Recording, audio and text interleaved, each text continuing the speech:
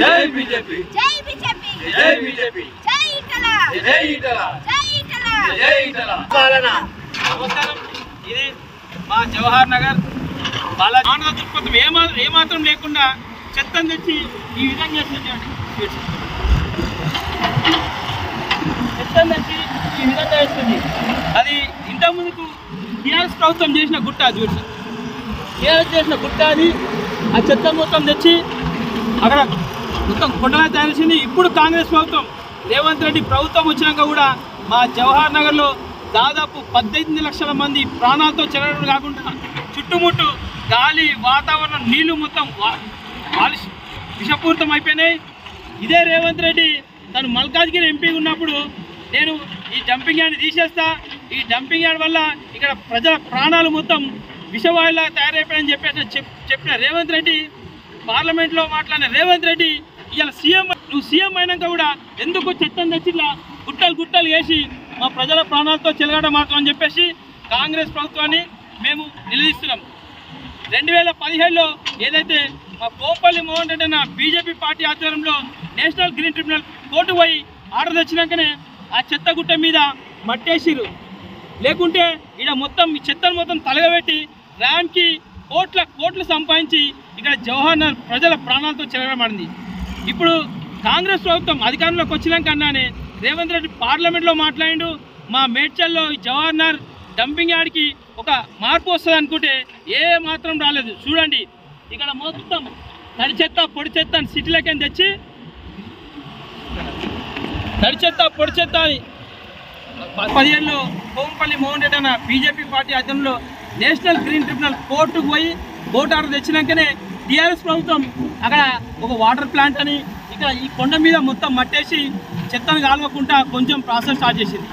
ఇప్పుడు అయితే రేవంత్ రెడ్డి పార్లమెంట్లో మాట్లాడి ఇలా సీఎం అయినాక ఎందుకు మా ప్రజల ప్రాణాలంటే అంతా మీకు లెక్క లేకుండా మీరు ఇచ్చిన 6 గ్యారెంటీలు అమలు చేయలేదు.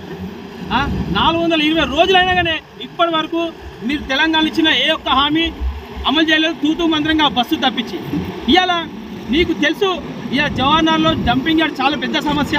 ఇక్కడ ఎటువంటి రసాయనపరమైన చర్యలు లేకుండా ఎటువంటి సహాయ చర్యలు లేకుండా ఈ డంపింగ్ యార్డ్ వల్ల ఎంతోమంది విషపూరిత గాలిని నీళ్ళలో బతురని తెలుసు. అయినా కానీ ఇప్పటి వరకు డంపింగ్ యార్డ్పై ఎటువంటి చర్యలు తీసుకోకుండా చెత్తను తెచ్చి గుట్టలు వేసి ఇలా తలగబెట్టి మా ప్రజల ప్రాణాలతో చెరగడం అవుతుంది. ఏ ప్రభుత్వం వచ్చినా పర్లేదు, ఈ డంపింగ్ యార్డ్ యాజమాన్యంతో కుమ్మక్కైపోయి రామ్కీ సంస్థతో కుమ్మక్కైపోయి ఇక్కడ ఎటువంటి అభివృద్ధి చేయదు. ఈ డంపింగ్ యార్డ్ను కోపల్లి మోహన్ రెడ్డి అన్న కోటాడు తెచ్చినప్పుడు సిటీ నలుమూలలో వేస్తా అని చెప్పేసి కేటీఆర్ హామీ ఇచ్చిండు. ఎక్కడ పోయింది? సిటీ నలుమూలలో మినీ డంపింగ్ యార్డ్ చేస్తా అని చెప్పేసిన టీఆర్ఎస్ ప్రభుత్వం పోయింది. ఇలా కాంగ్రెస్ ప్రభుత్వం కూడా ఆ హామీ నెరవేర్చకుండా ఇదే జవహర్ నగర్ ప్రజల ప్రాణాలతో చెరగడం మారుతుంది. మేము ఒక్కటే హెచ్చరిస్తున్నాం, ఇలా కాంగ్రెస్ ప్రభుత్వం అధికారంలోకి వచ్చినాక ఇక్కడ వచ్చి తూతూ మాత్రంగా తిరిగిపోవడం కాదు.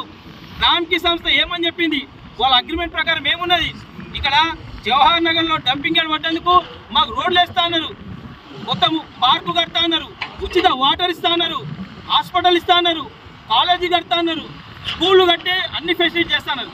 ఎక్కడైనా రామ్కీ సంస్థ ఇక్కడ జవహర్ నగర్ ప్రజలకు న్యాయం చేసిందా? ఒక హాస్పిటల్ పరిస్థితి లేదు, ఒక కాలేజీ లేదు, ఒక స్కూల్ లేదు, ఒక ప్లే గ్రౌండ్ లేదు, ఒక రోడ్ లేదు, ఒక డ్రైనేజ్ వ్యవస్థ లేదు. ఇక్కడ చుట్టుపక్కల కార్మిక నగర్ తీసుకోండి, వైఎస్ఆర్ నగర్ తీసుకోండి, అంబేద్కర్ నగర్ తీసుకోండి, ఇక్కడ మల్కారం తీసుకోండి, ఇక్కడ చుట్టుపక్కల ప్రాంతాలన్నీ ఒక అడవి ప్రాంతంలా ఉన్నాయి. మనుషులు నివసించడానికి కూడా అర్హులు కానంత వ్యవస్థలో ఇక్కడ ప్రజలు నివసిస్తారు. అయినా రామ్కీ సంస్థ ఇప్పటివరకు ఇచ్చిన హామీ ఏది కూడా చేయలేదు. మేము ఒకటే చెప్తున్నాం, ఇదంతా ఎక్సైజ్మెంట్ ల్యాండ్స్. మేము ఇక్కడ కష్టపడి ఎన్నో బాగా నివసిస్తున్నాం. మా ప్రజల ప్రాణాలతో చెరగడం హక్కు మీకు లేదు.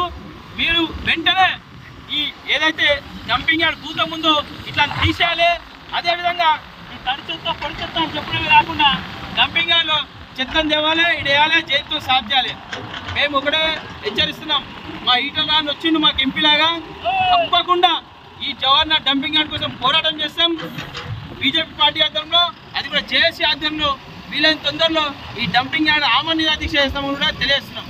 వద్దురా నాయన కాంగ్రెస్ పాలన వద్దురా నాయన కాంగ్రెస్ పాలన Revanth Reddy down down Revanth Reddy down down Revanth Reddy down down జై ఈటల జై ఈటల జై ఈటల జై ఈటల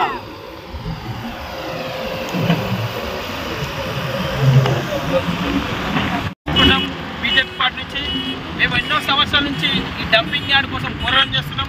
జవహర్లాల్ చెత్తపల్లి రాకుండా పోరాటం చేస్తున్నాం.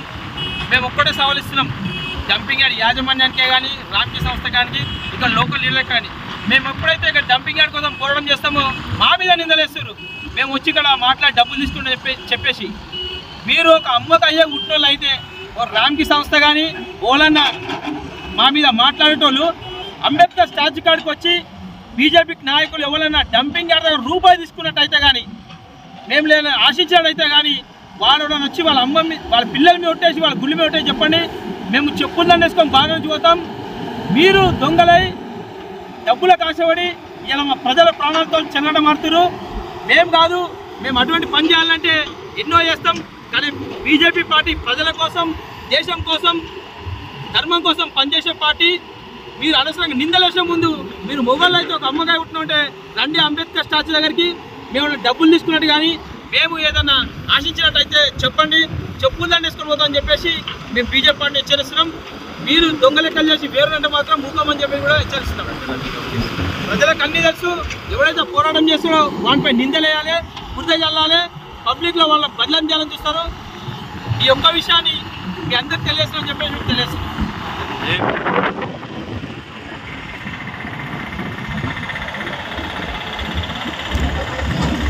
ఈ విధంగా చెత్తను తెచ్చి తడి చెత్త పొడి తెచ్చా అని యాక్టింగ్ చేసుకుంటా ఇక్కడ తెచ్చేసి దాని మీద మట్టి పోస్తుర్రు.